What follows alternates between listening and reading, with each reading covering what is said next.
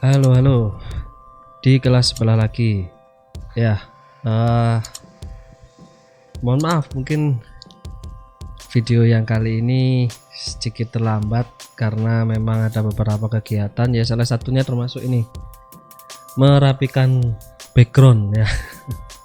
Ya, merapikan background. Soalnya ada yang juga komentar, "Pak, tolong ya dikondisikan backgroundnya." Oke, ya wes. Kondisinya di sini banyak ya, kondisinya seperti ini sering di rumah ya, akhirnya ya mau ndak mau lah, juga biar enak juga ya dilihat ya, walaupun saya cuma ada di pojok bawah, tapi kan kalau belakangnya enak ditonton kan juga saya pun juga bisa menikmatinya ya, dan tentunya kalian juga bisa juga menikmati juga, semoga saja. Oke, kali ini saya akan membahas sesuatu yang sedikit berbeda, tetap berhubungan dengan sistem informasi manajemen.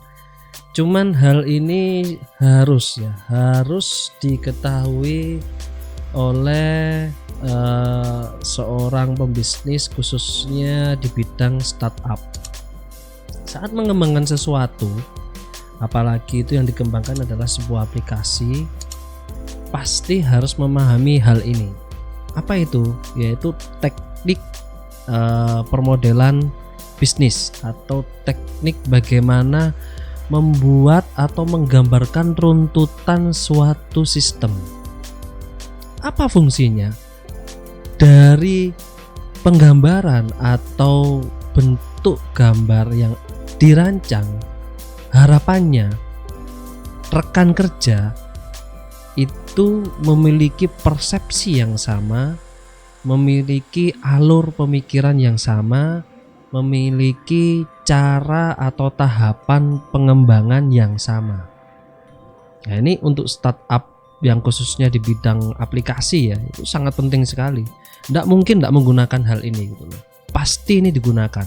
Inilah kuncinya perusahaan-perusahaan besar, atau bahkan kalian juga pernah melihatnya pasti di tempat-tempat umum, atau mungkin di tempat kerja kalian yang berhubungan dengan prosedur ya, khususnya SOP gitu ya, itu pasti ada gambarnya, bentuknya seperti bagan-bagan gitu ya, lambang atau logo, atau bukan logo ya, bentuk-bentuk seperti kayak persegi panjang, jejar genjang dan lain sebagainya, tapi itu memiliki arti gitu loh. Yang digambarkan itu memiliki arti tahapannya. Nah, ini sangat penting sekali. Nah, makanya SIM itu, baik itu SIM maupun SIA ya, ini banyak digunakan.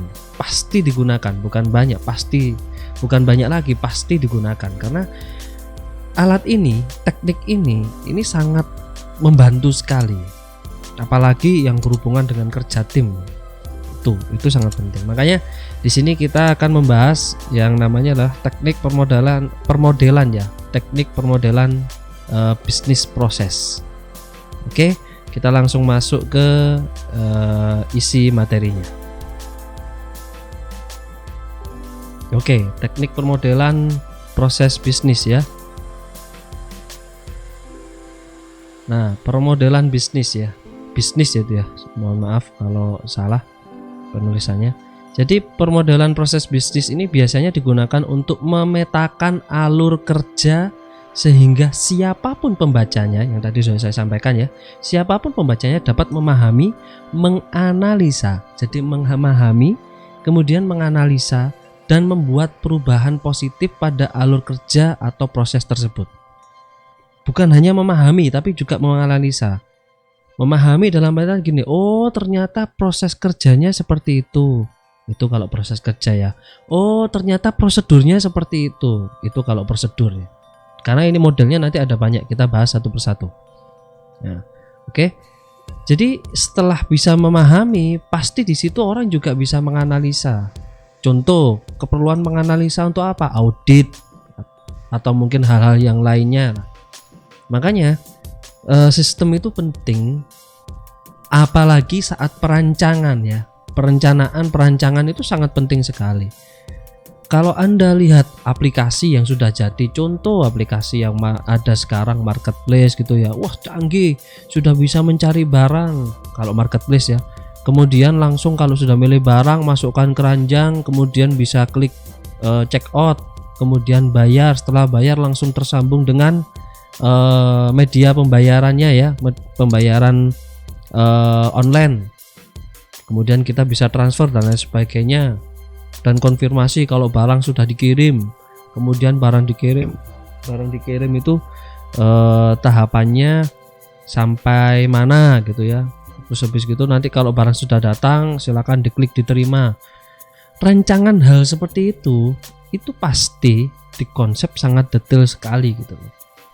Dikonsep sangat detail sekali, kemudian baru dirancang aplikasinya. Jadi dirancang dulu konsepnya, konsep dasarnya dulu, baru dibuatkan aplikasinya. Nanti tampilannya seperti apa, tombolnya ada di sebelah mana. Nah itu bagaimana cara aplikasi perusahaan startup perusahaan aplikasi itu merancangnya, kira-kira seperti itu gambaran kecilnya. Soalnya saya pun dulu melakukannya seperti itu gitu. Sampai sekarang pun juga masih melakukan seperti itu gitu. Saat saya ada mendapatkan project gitu ya. Project apa? Project membuat aplikasi POS gitu ya, point of sale, atau aplikasi yang dipakai untuk kasir ya. Aplikasi yang dipakai untuk kasir itu kalau kita sebagai programmer gitu ya, sebagai perusahaan software host, perusahaan yang membuat aplikasi, itu menyebutnya umumnya biasanya POS, point of sale. Simple sekali, cuman cetat-cetit gitu ya. Tetapi harus dipahami betul tahapan apa yang harus dilakukan. Tidak serta-merta ya sudah tinggal buat tampilannya, nanti tinggal masukkan barangnya, cetat-cetit jadi seperti itu. Enggak seperti itu gitu. Sekarang harus kita pahami dulu, apalagi ada konsep di luar perancangan sistem ya. Kalau ngomong teknologi oke.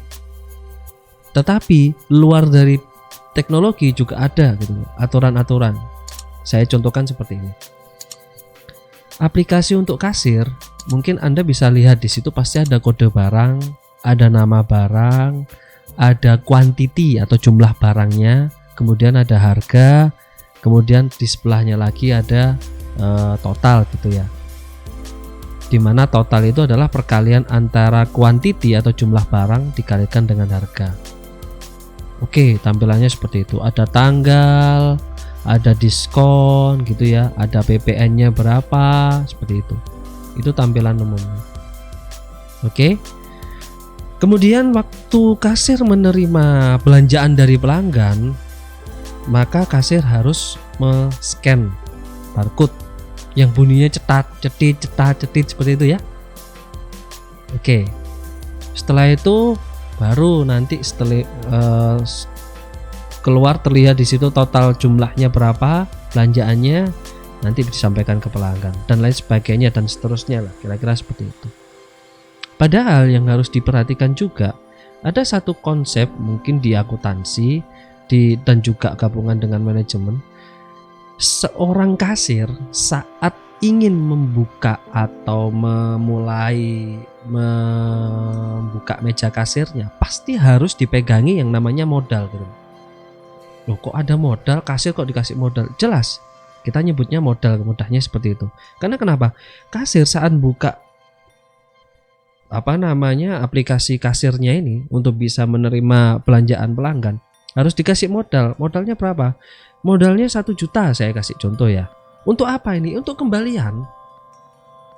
Dari situ nanti terlihat gitu loh. Nanti waktu sore gitu ganti shift atau tutup kasir terlihat gitu loh. Tadi modalnya berapa? 1 juta. Sekarang uangnya yang ada di lacimu berapa? 6 juta. Berarti ada transaksi sejumlah 5 juta. Kira-kira seperti itu. Tinggal di cross check aja, kan ada di aplikasi. Aplikasi nanti dicek apakah benar transaksinya totalnya dari pertama kali buka kasir sampai tutup kasir itu adalah jumlah transaksinya benar-benar 5 juta gitu. Apabila kurang ya mau tidak mau kasir harus nekori. Ada yang kebijakannya seperti itu. Nah ini kan di luar aplikasi gitu. kebijakan hal seperti ini di luar aplikasi. Ya yang berhubungan dengan aplikasi yang mana? Ya waktu kasir sampai di meja kasirnya buka kasir gitu ya. Di situ ada nanti tulisannya sebelum bisa melihat tampilan tampilan untuk bisa melakukan transaksi melayani pelanggan. Di situ kasir harus memasukkan kasirnya namanya siapa gitu ya, login mungkin. Setelah login kemudian harus memasukkan diberi modal berapa, pecahannya berapa, mungkin perlu didetailkan juga seperti itu gitu. Nah mulai dipahami ya, jadi harus dipisah gitu loh, harus dipisah mana itu yang memang berhubungan dengan teknologi, mana yang itu memang tidak bisa dimasukkan dengan teknologi gitu.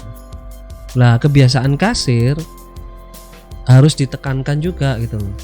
Makanya kasir itu bisa ditata, bisa disetting, kalau saya bahasanya itu ya bisa disetting. Nah, kalau kalian tahu datang ke toko-toko supermarket modern gitu ya, kasir itu sambil jualan sambil melayani pelanggan pun ada orang masuk itu sudah bisa langsung refleks gitu ya, selamat datang, selamat belanja di, ya seperti itu seperti kayak di luar kepala. Karena kenapa ya, sambil jualan cetak-cetik nah apa susahnya gitu ya. Kalau mulai awal-awal mungkin susah, nggak terbiasa, tapi kalau sudah dikerjakan berbulan-bulan gitu ya, ya seperti kayak kegiatan biasa aja, akhirnya seperti itu gitu. Tetapi yang saya intikan adalah harus terpisah gitu, harus terpisah dan harus bisa memisahkan. Nah ini seorang perancang sistem itu harus bisa memisahkan gitu loh. Tidak semuanya bisa diselesaikan dengan teknologi. Di materi-materi sebelumnya saya juga banyak menyentuhkan juga gitu. Saya waktu itu kalau tidak salah menyentuhkan tentang salah satu project saya, yaitu membuat aplikasi payroll ya, penggajian, di mana untuk kegiatan developer yang harus dicek itu adalah tukang dan kulinya gitu. Lah disuruh minta pembuatan absen, kira-kira seperti itu. Nah pembuatan absen, pemiliknya bos saya ya, bos projectnya itu yang memberikan saya project bilang kasih suruh fingerprint aja semua gitu. Wah saya juga mikir wah enak itu, bayangkan kasih fingerprint. Ternyata yang terjadi apa? Tukang-tukang kuli-kuli itu kan tangannya ini kan ya mohon maaf tidak menghina atau apa, tapi kan mereka kerja itu kan menggunakan tangan, di mana tangannya itu juga memegang bahan-bahan yang keras gitu loh. Apa yang terjadi waktu saya menggunakan teknologi finger itu, kasihan bapaknya mau finger itu ya mohon maaf ya, tangannya mungkin terlalu apa, bahasa Indonesia saya apa, bahasa Jawa ngapal gitu, mau cetak enggak bisa gitu loh, saking ngapale gitu loh. Ya bukan hilang sidik jarinya, cuman teknologi yang saya gunakan mungkin kurang sensitif atau gimana ya. Ya itu tadi, mau finger enggak bisa yang terjadi enggak, malah cepet malah lama. Mau kerja datangnya sudah jam setengah 7, harus datang setengah 7, masih ngantri 30 orang, harus cetit itu tangannya juga gitu semua gitu. Waduh repot, dan itu tidak menyelesaikan masalah malahan gitu. Kan masuknya enak, tinggal cetak-cetit, iya, tapi yang dicetak-cetit ini adalah tukang gitu loh, yang notabene beliau itu adalah kerjanya di hal-hal yang memang seperti itu gitu loh. Ya tangannya ngapal gitu. Itu tidak menyelesaikan masalah malahan. Nah, selalu saya tekankan seperti ini, tidak semua hal bisa diselesaikan dengan teknologi gitu loh. Tetapi apabila kita bisa memilahnya, mana yang pantas, mana yang bisa menggunakan teknologi, itu sip, bagus sekali. Oke, kira-kira seperti itu ya, itu contohnya. Kemudian yang kedua, ya ini juga dijelaskan juga dengan standar pembuatan permodelan bisnis yang ada, siapapun pembacanya akan memiliki persepsi yang sama sesuai yang ada pada gambar permodelan bisnis. Oke, itu yang saya ingin tekankan. Karena kenapa? Dengan flow yang sama, harapannya pasti pemahamannya sama. Kalau di video sebelumnya saya juga memberikan semacam tugas ya untuk rekan-rekan mahasiswa saya. Kalau yang bukan mahasiswa saya ya nggak usah ngerjakan tugasnya, cuman saya sampaikan di tengah-tengah, saya nyuruh bahwa saya suruh buat alurnya waktu mengirim update status atau apa ya, update status di WA, atau ngirim pesan via WA, atau kirim pesan via SMS, saya lupa malah sampean. Setiap orang pasti memiliki alur cara penyampaian berbeda. Apakah itu salah? Tidak. Maksudnya sama. Cara bagaimana membuat status di WhatsApp gitu ya. Coba dicek. Tanya 1, 2, 3 orang gitu ya. Coba bandingkan gitu. Ujung-ujungnya pasti sama, bisa update status gitu. Tapi cara menyampaikannya ketiganya bisa jadi berbeda. Apalagi disuruh gambarkan gitu loh. Oke. Nah, ini fungsinya teknik permodalan bisnis itu bisa menyamakan, mengstandarkan alur gitu loh. Alurnya nanti harus seperti ini. Pertama-tama harus dipastikan handphonenya sudah terinstall WhatsApp. Seperti itu. Kemudian buka WhatsApp-nya. Kemudian diklik bagian menu yang ada bagian tengahnya. Di bagian tengah WhatsApp gitu ya. Kemudian apalagi gitu. Setiap orang pasti punya cara yang berbeda, tetapi dengan teknik permodalan bisnis ini harapannya bisa runtut, bisa sama gitu. Itu maksudnya. Makanya startup wajib tahu ini gitu loh. Apabila Anda ingin merancang sistem, masuk di dunia perancangan sistem ya. Jadi programmer itu yang aplikasikan rancangan sistem. Jadi dirancang dulu sistemnya, baru hasil rancangan sistem ini diaplikasikan dalam bentuk aplikasi ya. Tentunya menggunakan bantuan lagi gitu loh. Kita ini aja merancang ini aja, nanti ada bantuan aplikasinya juga ya. Nanti saya sampaikan juga. Nah, saya lanjutkan lagi. Di rancangan sistem nanti baru dibentuk aplikasikan oleh seorang yang namanya programmer. Ya tentunya dengan bahasa-bahasa pemrograman yang bermacam-macam. Bahasa pemrogramannya juga banyak. Ya sekedar saya sharing saja. Bahasa pemrograman itu modelnya ada macam-macam. Ada yang pakai bahasa C++, ada Fox Pro, ada Visual Basic, ada Visual.net, ada Delphi gitu ya. Kalau sekarang ada modelnya, ada kalau web based itu ada PHP ya. Kemudian ada mobile, ke aplikasi mobile Android itu juga bisa dibuat gitu.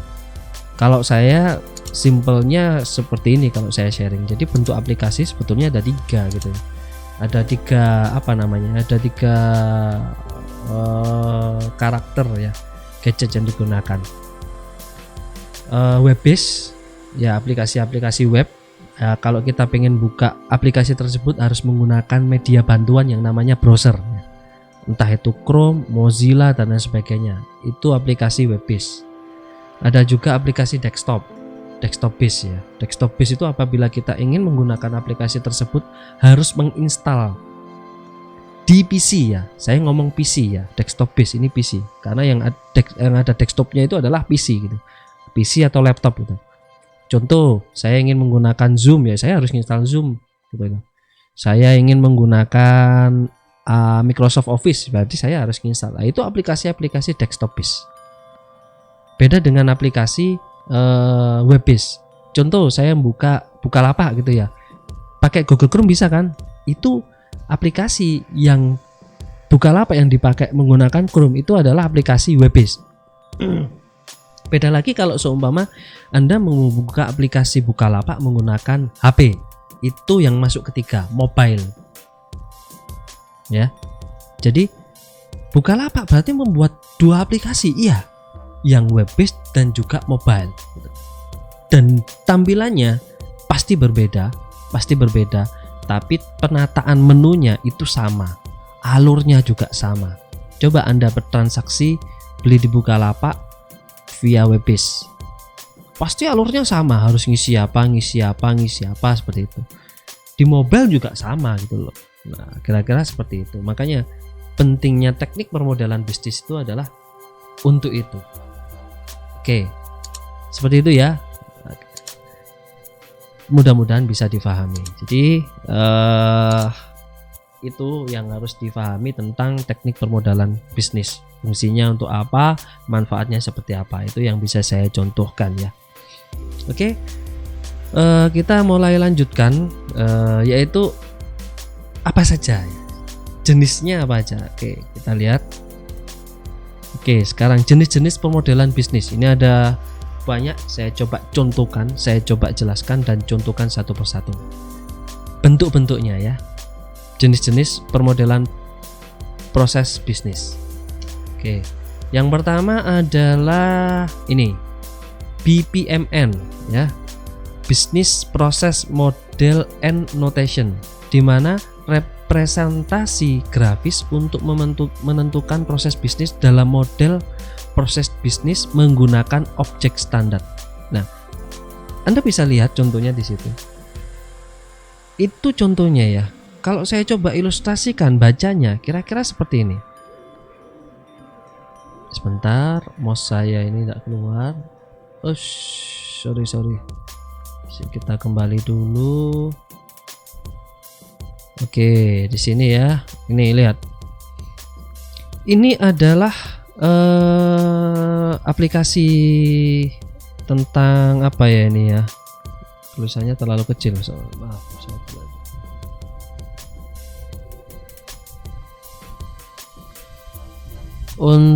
untuk pendaftaran ya, penerimaan mahasiswa baru. Oke ya, di sini lihat, ini database ya, ini database. Selalu saya sampaikan di video sebelumnya juga sudah saya sampaikan apa pentingnya database, fungsinya untuk apa, bagaimana cara kerjanya dan lain sebagainya. Ini database. Oke, kita mulai dari sini, lihat. Kita mulai dari sini, lihat. Yang pertama, mengumpulkan persyaratan pendaftaran, ya. Kemudian setelah mengumpulkan, kemudian ini bentuknya seperti ini ada artinya dimasukkan dalam map, kira-kira seperti itu. Kemudian ini ya, pendaftarnya ini. Nah, ini kan kolom pendaftar ini. Ini kolom pendaftar. Melakukan pendaftaran mahasiswa baru. Oke. Nah, ini akan masuk ke dalam database, di mana setelah itu bagian keuangan, nah ini lihat, mahasiswanya melakukan pembayaran pendaftaran, di mana pembayaran pendaftaran entah itu via bank, entah itu via transfer dan lain sebagainya, atau mungkin langsung ke kasirnya atau ke PAK. Nah, yang bisa mengakses atau bisa melihat atau bisa mengkonfirmasi itu adalah bagian keuangan, bukan bagian yang lainnya gitu loh. Di sini ada panitia PMB ya, di sini nah. Ini ada kolom panitia PMB. Panitia PMB ini tidak bisa gitu. Ya mungkin bagian keuangan bagian dari kepanitiaan, tetapi bagian keuangan ini adalah yang bisa mengapprove, melihat, menyajikan informasi siapa yang sudah bayar dan sebagainya. Nah, kira-kira seperti itu, dan ini sampai terus berkelanjutan. Nah, dengan cara seperti ini orang bisa berpikir berpikir runtun gitu loh. Rekan yang lainnya yang mengembangkan, apalagi programmernya juga berpikir runtun gitu loh. Itu yang paling penting di penataan sistem gitu loh. Oke, ini yang pertama ya. Kemudian yang kedua yaitu diagram UML ya. Unified Modeling Language, yaitu bahasa permodelan yang terutama digunakan untuk spesifikasi ya, spesifikasi, visualisasi, pengembangan dan pendokumentasian sistem perangkat lunak. Oke, contohnya seperti ini, contoh lah. Ini customernya. Oke. Di sini online shopping sistemnya ya. Di mana tahapannya adalah view item, make purchase purchase ya. Kemudian check out, client registration. Oke, dilihat. Nah, customer itu bisa memilih barang kan? Betul kan ya? Kalau Anda belanja online, lihat, Anda pasti bisa melihat barang. Yang pertama. Yang kedua, Anda bisa membeli. Jelas ya? Kemudian, waktu check out, apa yang Anda lakukan? Tidak ada. Ya Anda klik check out gitu aja. Siapa yang kerja? Yang kerja ini. Anda waktu check out ini, di bagian sistem dia kerja. Bagian kredit paymentnya, bagian kreditnya, kalau Anda bayarnya via kredit gitu ya. Kemudian providernya siapa, menggunakan koneksinya gimana, terus habis itu PayPal apabila itu pembayarannya menggunakan PayPal ya, dan lain sebagainya. Si customer tidak ngapa-ngapain, tetapi sistem yang dilakukan adalah berhubungan dengan pihak-pihak yang lainnya gitu, dan pihak yang lainnya pun ini sesuai bidangnya masing-masing, tidak satu kesatuan gitu, tidak satu satuan ya. Ini fungsinya UML. gitu loh. Terus mana yang kita gunakan? Ya tentunya nggak bisa kita gunakan satu persatu. Ini global. Yang atas ini yang sebelumnya yang BPMN ini juga digunakan untuk alur gitu ya. Kemudian di sini juga dijelaskan juga kita pakai untuk siapa bisa melakukan apa, siapa berhak melakukan apa. Dipakai juga gitu. Oke. Itu ya. Ini sangat berhubungan terus. Oke. Ini runtutannya. Kita lihat jenis yang berikutnya gitu. Ada flowchart. Nah, nanti saya contohkan flowchart. Saya contohkan flowchartnya, alurnya seperti apa, gambar yang digunakan apa saja, logo lambangnya itu apa, fungsinya artinya untuk apa, saya gambarkan. Oke. Flowchart itu sama juga alur. Ada data flow diagram. Nah, ini lihat. Kalau berhubungan dengan database seperti ini. Ini ada sistem pendaftaran Oracle International School ya, ini saya contohkan. Lihat. Calon siswa ya, data calon siswa masuk ke dalam sistem. Di mana? Gimana biar bisa masuk? Ya disuguhkan formulir gitu calon siswa. Ya. Ini potongan lagi gitu loh. Ini potongan lagi. Calon siswa bisa ngapain? Nah, ini berhubungan dengan sistem ini. Kalau kita gambarkan ini bisa di breakdown lagi. Data calon siswa ini bisa di breakdown lagi gitu. Masih bisa dipecah-pecah lagi gitu.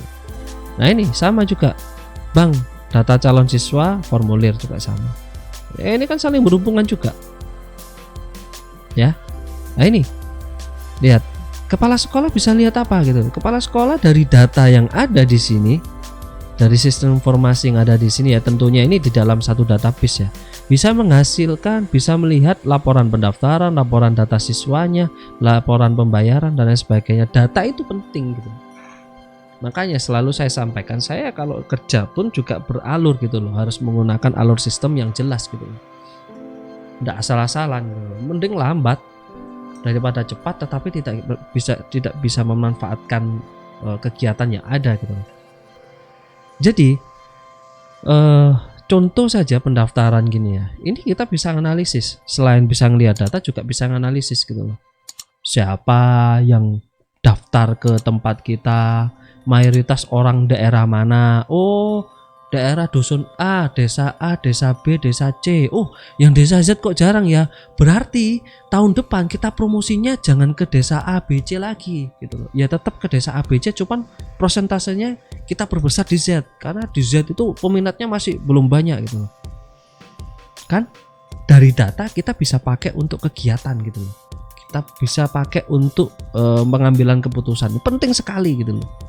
Makanya selalu saya tekankan gitu loh, kerja sistematis itu penting. Kerja sistematis itu penting. Yang penting eksekusi betul.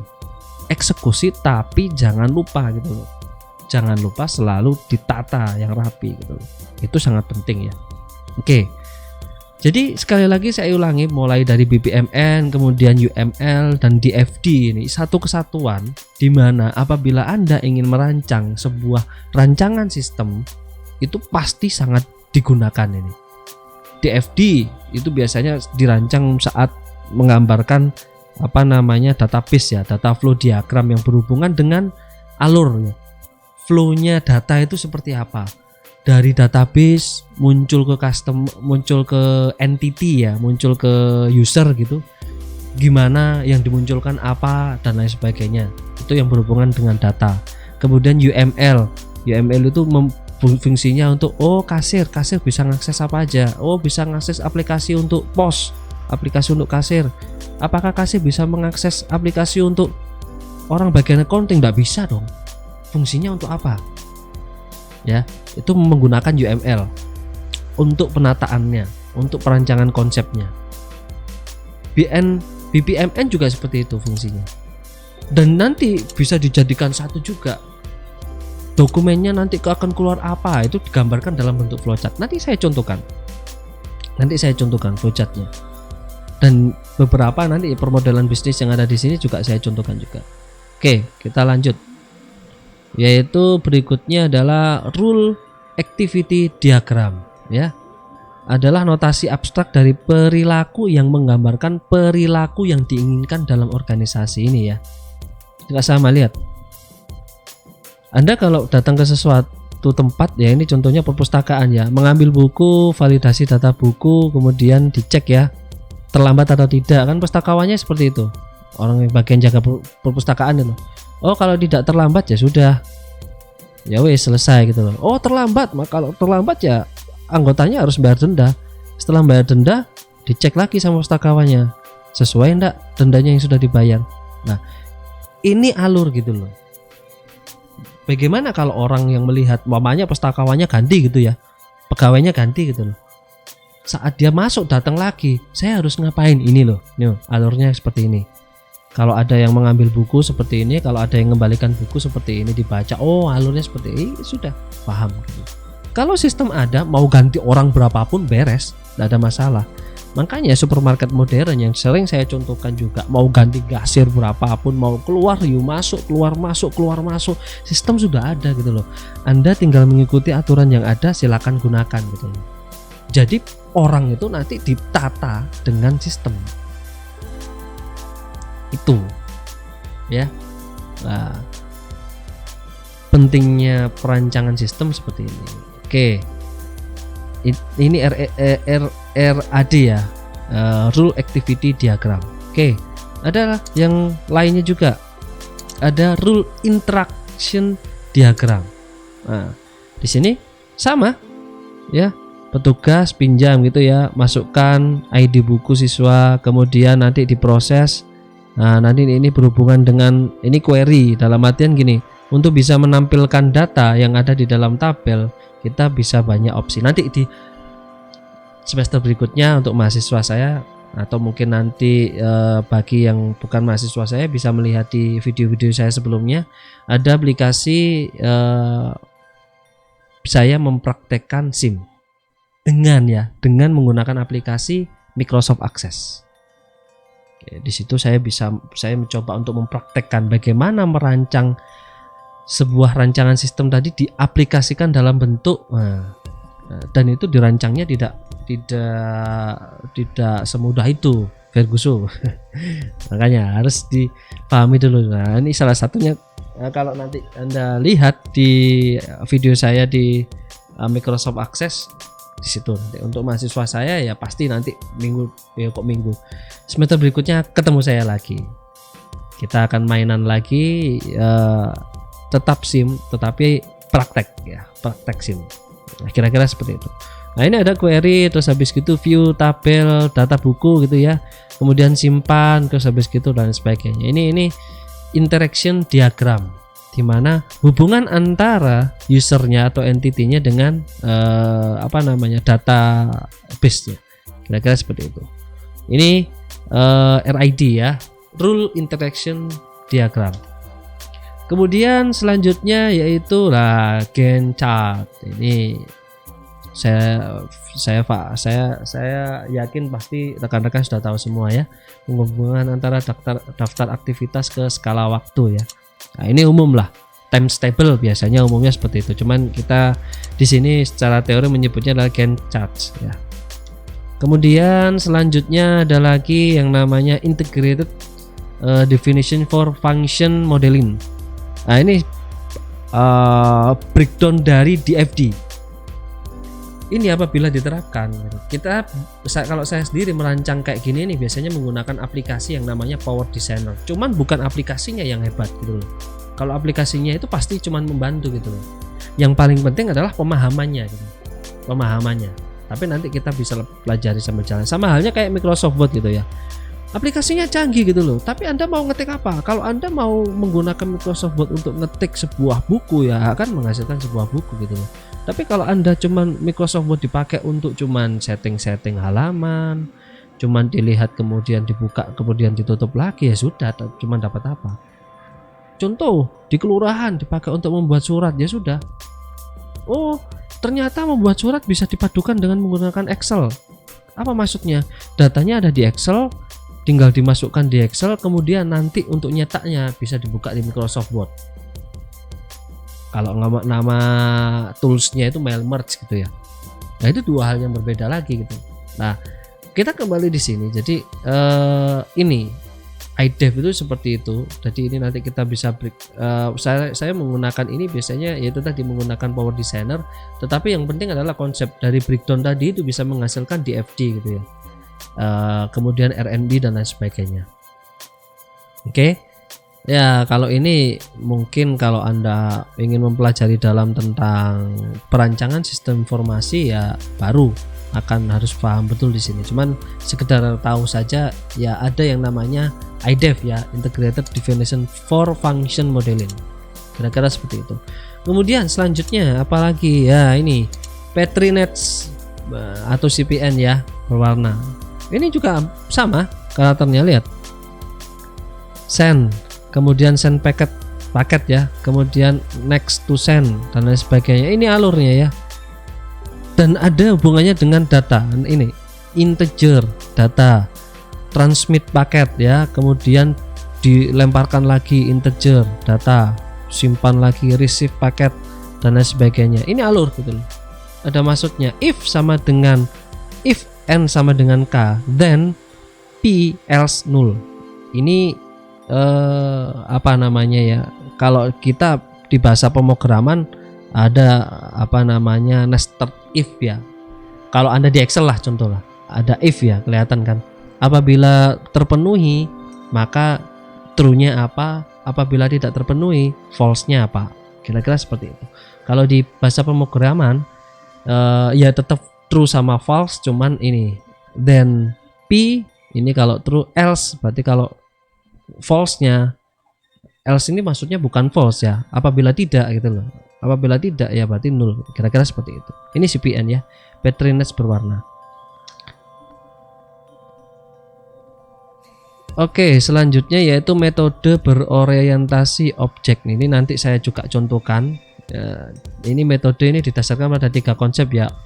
Jadi ini berhubungan antara yang sebelumnya UML, BPMN dan lain sebagainya.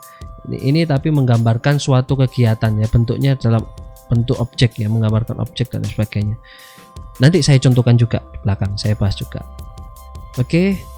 Selanjutnya yaitu workflow, ini juga saya contohkan. Nah, ini ya, alur tugas antara aplikasi komputer atau orang dalam suatu organisasi. Kapan orang itu harus melakukan manual, kemudian kapan orang itu harus di-entry di komputer. Itu ada workflow-nya ya. Ada apa namanya? Alur kerjanya ya, alur kerjanya. Ya, nanti saya contohkan juga belakang itu loh. Gimana merancang workflow, flowchart dan sebagainya. Kira-kira seperti itu. Ini saya contohkan juga nanti, karena di contoh yang saya nanti jelaskan di situ saya juga gambarkan gitu loh. Bagaimana merancangnya, alurnya seperti apa saja yang bisa digunakan, gambarnya seperti apa dan lain sebagainya. Yang terakhir adalah simulasi ya, perancangan sementara tahap sistem proses yang kompleks. Oke. Ini nanti juga saya contohkan. Jadi pada dasarnya gini, itu tadi adalah jenis-jenis pemodelan proses bisnis yang memang digunakan untuk merancang rancangan sistem informasi itu. Jadi tidak mungkin kalau kita ingin merancang sistem cuman dijelaskan kita hasil rapat seperti apa, oh ini ya terus habis itu oke, deal. Tidak ada dokumentasi ya, dokumentasinya tidak ada. Sudah kemarin kayaknya seingat saya kacau kalau seperti itu. Makanya setelah diputuskan kemudian biasanya ada satu kebijakan ya, paling tidak minimal ada yang namanya kesepakatan nanti ini akan jadi SOP ya, standar operasional prosedurnya. Dari SOP tadi nanti bisa di breakdown gitu loh. Oh, bisa dijadikan ke aplikasi, bisa dijadikan ke UML-nya nanti seperti apa dan lain sebagainya. Kira-kira seperti itu. Oke. Nah, sampai sini apabila bisa difahami ya kita langsung lanjut. Apabila masih belum bisa difahami ya nanti bisa diulangi lagi tahap per tahap dari subbab yang kedua ini, yaitu tentang jenis-jenis pemodelan bisnis. Oke. Ya, sambil santai dulu, kita sedikit rehat dulu. Saya minta izin untuk minum dulu sebentar ya. Wah, cuacanya lumayan panas ini.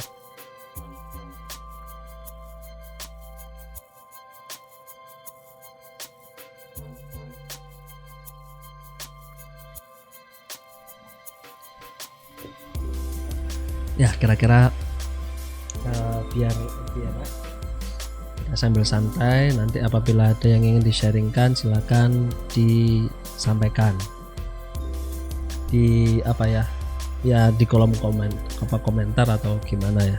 Tapi jangan lupa bantu saya ya, dibantu saya. Kalau mau silakan subscribe. Kalau enggak ya sudahlah, cukup share saja cukup ya. Share, like, kalau ada tanya komen gitu ya. Oke, sekarang kita mulai lanjutkan yaitu tentang ini, cara membuat flowchart workflow, simulasinya bentuknya seperti apa, kira-kira seperti itu ya. Oke, nah ini simbol-simbol yang digunakan dalam flowchart. Silakan nanti difoto, kira-kira ini yang digunakan. Nah, ada terminal point ya. Ini biasanya dipakai untuk memulai dan selesai ya. Mulai dan selesai ini menggunakan seperti ini logonya. Garisnya ya, atas bawah kanan kiri ya, ini directionnya. Ini proses simbol yang dipakai proses kegiatan yang otomatis.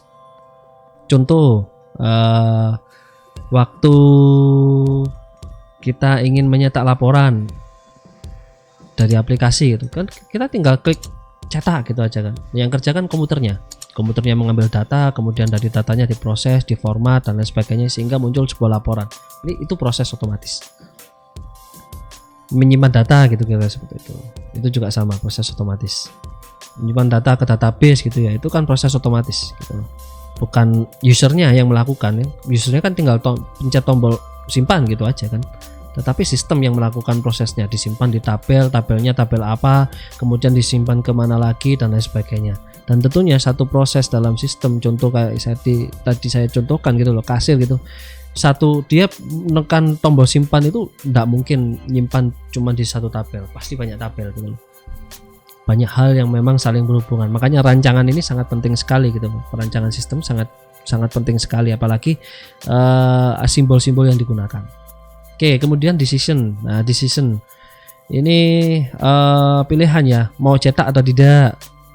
Sudah terlambat pengembaliannya dari perpustakaan tadi ya, terlambat mengembalikan buku atau tidak gitu ya. Jadi gini, ini saya perlu tambahi juga penting. Ini decision ini kan pasti ada panahnya nanti ya. Nanti saya ada contohnya juga. Ini ada panahnya.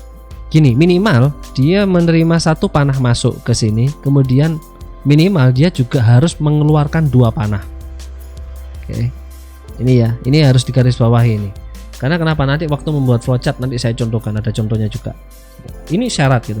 Nggak mungkin ini masuk satu panah masuk ke sini gitu ya, kemudian keluar gitu. Keluarnya cuma 1, nggak mungkin. Pasti minimal keluarnya harus 2. Masalah masuknya lebih daripada 1 panah untuk masuk ke simbol ini lebih daripada 1, nggak ada masalah.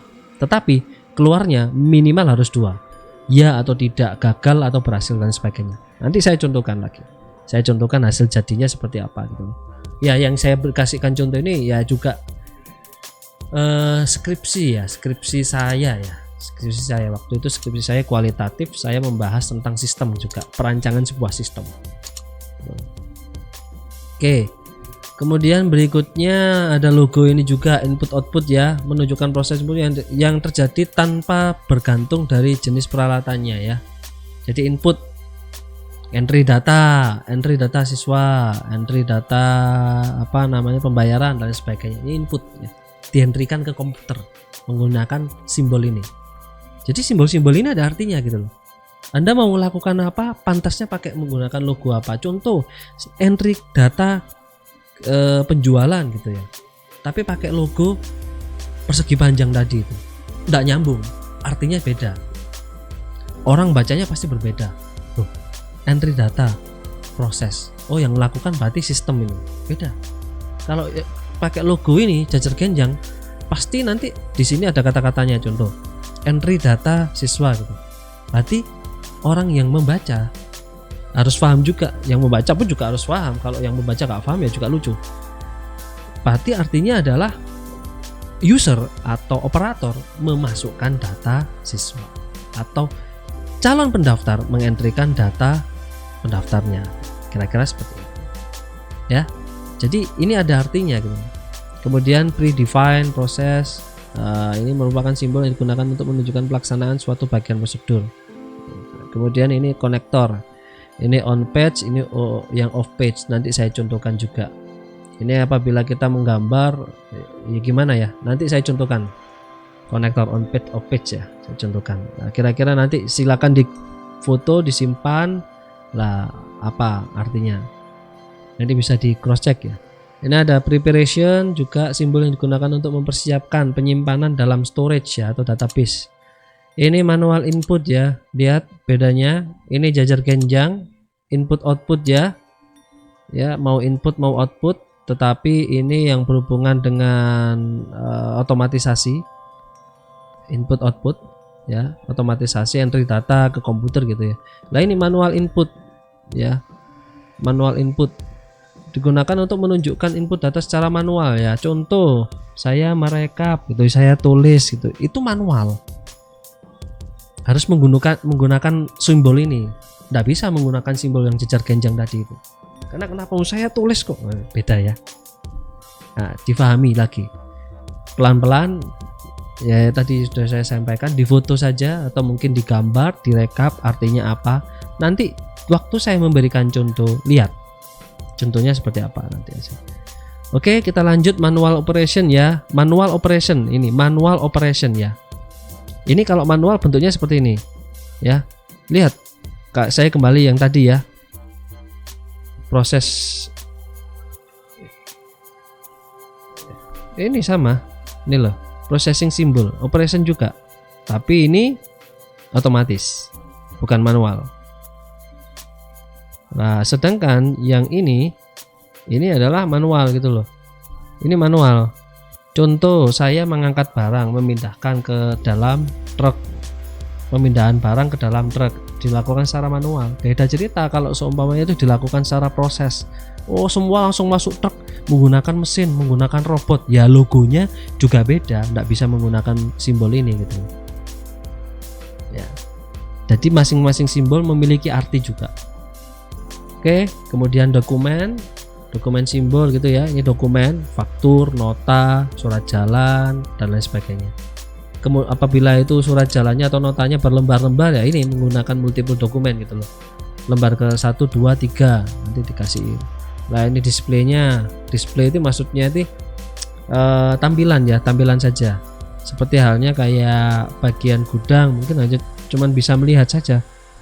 Ting, keluar notification, suruh ngirim barang ke Jalan Mangga, ya sudah.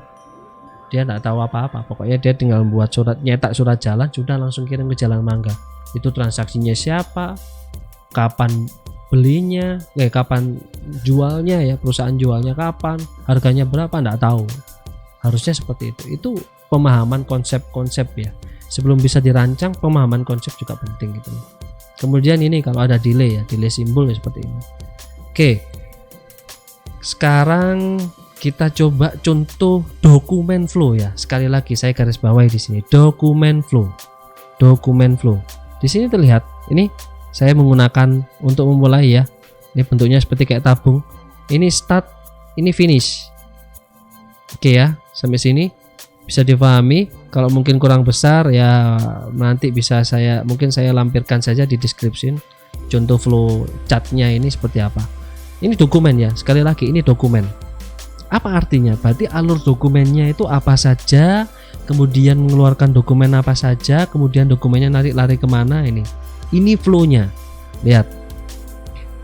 Ini transaksi pembelian ya.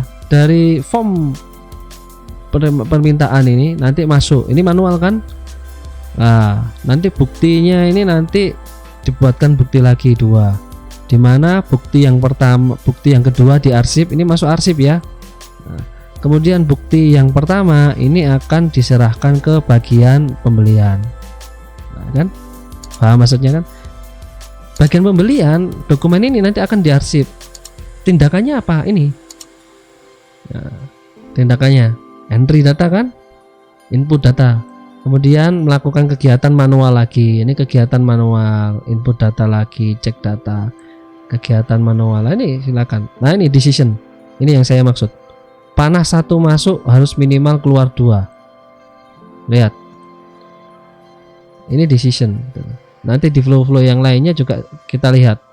Nah, ini ketentuannya seperti ini. Nah, ini alurnya, ini flowchart, ini dokumen ya. Dokumennya dari mana lari kemana. Ini makanya saya nyebutnya adalah dokumen flow. Beda cerita dengan yang ini. Ini sistem flow. Ini sistem flow. Kenapa? Ya ada tetap dokumennya gitu. Ini ada tetap dokumen. Cuman ini ada ini ngomong saya sistem ya.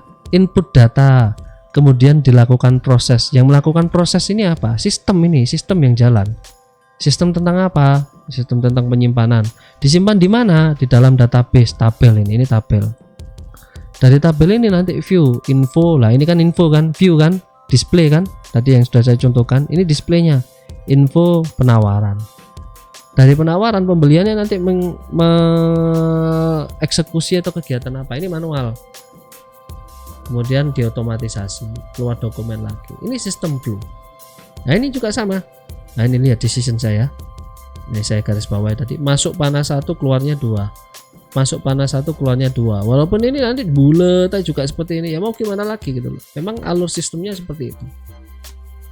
Nah, ini logo tabel ya. Ini tabel, ini tabel. Makanya saya kasih nama T ini. Asik maksudnya adalah T, tabel. Nah, nanti bisa difahami satu persatu. Alurnya juga sama kok. Lihat aja di runtun. Pasti nanti akan start dan diakhiri dari sini finish. Oke. Terus kemudian saya ada lagi nanti operasi konektor ya. Ini konektor on page. Maksudnya apa?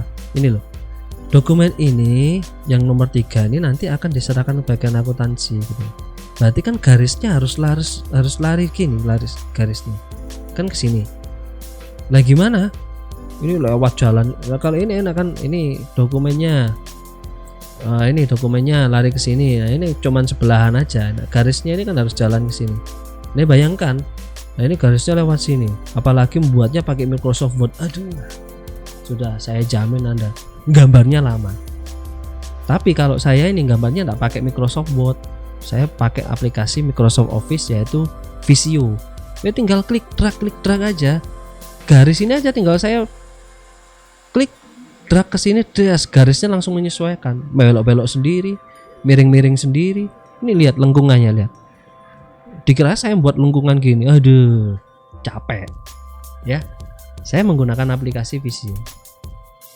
Nah, aplikasi juga penting itu loh. Rancang sistemnya juga sudah stres, gambarnya stres. Aduh, makanya. Nah, ini contoh, ini on page. Kita kembali lagi konektor ini on page. Makanya artinya apa? Ya ini A ke A gitu ya. Kalau mungkin ada lagi, oh ada dokumen yang harus lari ke sini ya, berarti karena sudah ada A, ya kita buat yang lainnya selain A, di B dan B. Dan ini panahnya lihat. Panah masuk ke konektor. Panah keluar ke konektor, di mana A masuk, A keluar. Jangan sampai ini sama-sama keluar, bingung sing jelas. Nah, itu. Ini perancangan sistem. Sekali lagi, yang tadi dokumen flow, yang ini adalah sistem flow. Nanti bisa dipelajari, lihat pelan-pelan flow saya. Ini adalah bisnis proses. Ini satu kesatuan loh. Jadi yang tadi itu ada pembelian, saya buat pembelian, penjualan, payroll. Nah ini satu kesatuan, ini bisnis proses. Gimana apabila didetailkan lagi ya, nanti akhirnya jadi itu tadi sistem flow dan dokumen flow. Nah ini pengirimnya mana tadi? Ini ya, pengirimnya, forwardernya, terus habis itu ngirimkan barang, nitip barang, gudang, ditaruh, approve order, diserahkan. Ini kan lihatnya bacanya enak kan? Ini bisnis prosesnya ya. Apabila kita ingin membahas alurnya seperti apa, ini pakai kayak gini nih bisnis proses. Orang lihat juga gampang, memahaminya juga mudah gitu loh. Ini yang paling penting. Nah kemudian akan di breakdown seperti apa lah dokumennya, nanti seperti apa lah, pakai yang tadi flowchart dokumen flow gitu loh. Oke. Kemudian sistemnya nanti kalau pakai aplikasi seperti apa ya, pakai sistemnya nanti, rancang pakai flowchart sistem flownya gitu loh. Oke, ini contohnya. Jadi saya buatnya bukan flownya dulu ya, saya bisnis proses ini saya buat dulu, baru nanti saya bisa membreakdown dari proses bisnis tadi. Saya breakdown tadi sistem flow, dokumen flow, dari dokumen flow nanti saya bisa kembangkan ke sistem flow gitu. Nah ini salah satu juga tadi itu workflow. Mohon maaf, ini adalah contoh bisnis proses. Kalau yang tadi ini bisa disebut juga workflow-nya ya. Alur kerjanya seperti apa, kira-kira seperti itu. Oke, kemudian selanjutnya ini adalah simulasinya ya. Inilah simulasi transaksinya ya. Ini saya kebetulan waktu itu membahas tentang forwarding. Kalau Anda belum tahu forwarding, cara mudah saya gambarkannya seperti ini. Kalau Anda ekspedisi pasti tahu kan, ekspedisi itu ngirim barang dari Surabaya ke Sidoarjo, kira-kira seperti itu kan. Ya berarti pakai apa ya? Nggak tahu ekspedisinya, mungkin pakai sepeda motor dari JNT Surabaya ke JNT Sidoarjo itu pakai mobil truk gitu ya. Setelah sampai Sidoarjo didistribusikan menggunakan sepeda motor, kira-kira seperti itu kan. Lah kalau forwarding beda. Kalau forwarding itu barang gede, barangnya berat, dikirimnya satu paket. Maksudnya satu proses pengirimannya itu adalah kegiatan pengirimannya itu biaya jasanya itu adalah satu paket. Contoh, saya ingin ngirim barang ke Jakarta. Ngirim apa itu? Ngirim mangga gitu ya. Mangga ini harus jaga betul. Oke, saya menggunakan jasa forwarding. Jasa forwarding ini bisa melayani jasa jemput gitu. Ada satu produknya seperti ini nih. Jadi ada door to door, gitu. Ada dooring, ada tracking. Jadi perusahaan ini forwarding ini menyediakan jasa gitu loh, menjemput barang, menyediakan truknya juga kalau diperlukan, barangnya dibawa ke satu tempat gitu ya. Kalau tadi saya ngirimnya ke Jakarta via apa? Via pesawat, via udara atau via laut gitu ya. Saya contohkan ini via laut gitu ya. Nah ini dibawa ke pelabuhan, dari pelabuhan nanti ke pelabuhan Tanjung Priok gitu ya. Dari Tanjung Perak ke Tanjung Priok gitu ya. Dari Tanjung Priok nanti disediakan kendaraan lagi, dikirimkan ke sampai tujuan gitu. Lah ini satu pelayanan gitu loh. Mulai dari penjemputan, menyediakan kendaraannya, ngangkat barangnya, dimasukkan ke pelabuhan Tanjung Perak gitu ya. Administrasinya yang ngurus perusahaannya gitu loh. Perusahaan pemberi jasa forwarding tadi itu. Terus habis itu bayarnya juga perusahaannya. Sampai di sana nanti ada yang jemput lagi, yaitu melakukan perusahaan. Nah ini forwarding, bukan cuma sekedar ekspedisi, ini forwarding. Makanya kalau Anda lihat kontainer-kontainer itu pasti kerjasamanya mayoritas dengan perusahaan forwarding gitu loh. Karena tidak mungkin ngirim barang cuma nyewa barangnya apa, cuman meja belajar gitu ya. Nah itu kan kalau nyewa satu kontainer kan sisa banyak. Makanya kalau forwarding itu nyewa satu kontainer itu dikisi barang banyak gitu loh. Ada mobil, ada meja belajar, ada apa lagi, nanti jadikan satu, masuk di satu kontainer. Debitnya berapa harus sesuai aturan, nanti dari kontainer nanti baru kirim, kira-kira seperti itu. Ini skripsi saya dulu, juga saya kembangkan di S2 saya untuk tesis ya. Tapi di sini saya gunakan lagi dulu. Ini salah satu contoh simulasi itu seperti ini. Nah gimana bisa merancang sistem seperti ini? Nah, kalau tadi saya ngomongnya kan saya gambarkan dari dokumen flow, kemudian jadi sistem flow, kemudian proses bisnis atau workflow, kemudian simulasi. Pada dasarnya saya membuatnya awalnya terbalik. Bukan awalnya terbalik ya, harus terbalik. Kita harus tahu bisa mengsimulasikan dulu. Setelah disimulasikan baru kita gambarkan workflow-nya nanti seperti apa. Nah, seperti ini workflow-nya. Oke. Kita sekarang breakdown dokumennya, sistemnya nanti seperti apa. Oke, kita gambarkan sistemnya. Kita gambarkan juga dokumen flow-nya nanti seperti apa. Kira-kira seperti itu ngerancangnya. Kalau di sini saya nyontokannya kan dari dokumen dulu, kemudian ke sistem, kemudian workflow-nya atau proses bisnis prosesnya, kemudian apa namanya simulasinya. Nah, tapi pada lapangannya saya tidak seperti itu gitu. Lapangannya pasti simulasi dulu ya. Harus difahami dulu, analisa dulu apa kegiatannya gitu loh. Nah, kan transaksi, menyediakan transaksi dari pelabuhan ke pelabuhan. Nah, nanti dokumennya apa saja yang dibutuhkan. Kalau ke luar negeri harus pembayarannya juga harus menyediakan letter of credit gitu ya. LO gitu ya. LC kok LO.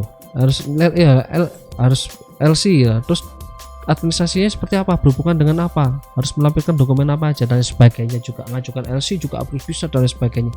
Nah itu harus difahami juga gitu. Itu konsep-konsep. Oke, kemudian ya selesai. Kira-kira seperti itu ya. Jadi yang perlu saya garis bawahi lagi adalah sistem itu dirancangnya tidak mudah. Jadi tidak semudah itu Ferguson. Wah enak yo Gojek yo, enak yo Pak Nadim yo, enak yo sapa jenenge sing gawe Bukalapak iku. Zaki. Dia bisa, aduh tidak semudah itu Ferguson. Merancangnya itu tidak semudah itu. Simple aplikasinya, cuman kamu malah mek gitu tok enak. Anda pakainya gampang kan? Ayo, sekarang saya tanya, WhatsApp Anda belajar dari mana? Les di mana? Enggak kan? Coba sendiri bisa kan? Bukalapak, coba sendiri bisa kan? Yang milenial pasti bisa lah, apalagi gen yang baru-baru ini bisa itu, wah paham semua itu loh, langsung nyoba langsung bisa. Memang itu dirancang seperti itu gitu. Mudah, orang nyoba sendiri bisa langsung bisa gitu. Dan membuat seperti itu tidak mudah gitu. Tidak mudah, harus kompleks tetapi mudah digunakan, kan? Mbok kira ngerancangnya juga otomatisasi itu wah enak rek, enggak semudah itu gitu loh. Ngerancangnya pun juga perlu alur yang memang tahapannya beruntun gitu loh. Ya, kira-kira itu yang saya perlu tekankan. Oke, sekian dulu, terima kasih sudah melihat sampai akhir. Sampai ketemu di video berikutnya. Tetap berhubungan dengan sistem informasi manajemen. Bantu sharing ke rekan-rekannya apabila video ini memang dirasa sangat bermanfaat dan membantu, khususnya bagi rekan-rekan yang ingin mulai membangun startup. Lah ini saya juga sama sedang ya bisa dianggap startup lah. Jadi mulai dari dulu tapi enggak apa-apa daripada enggak mulai sama sekali ya. Kira-kira seperti itu. Sharing, jangan lupa tinggalkan komentarnya, like juga ya, kalau berkenan di sub juga, bantu saya menuju ya bukan 1 juta, masih saya membutuhkan 1000 sub agar bisa terus semangat ya sharing. Oke, terima kasih, sekian dari saya. Assalamualaikum warahmatullahi wabarakatuh.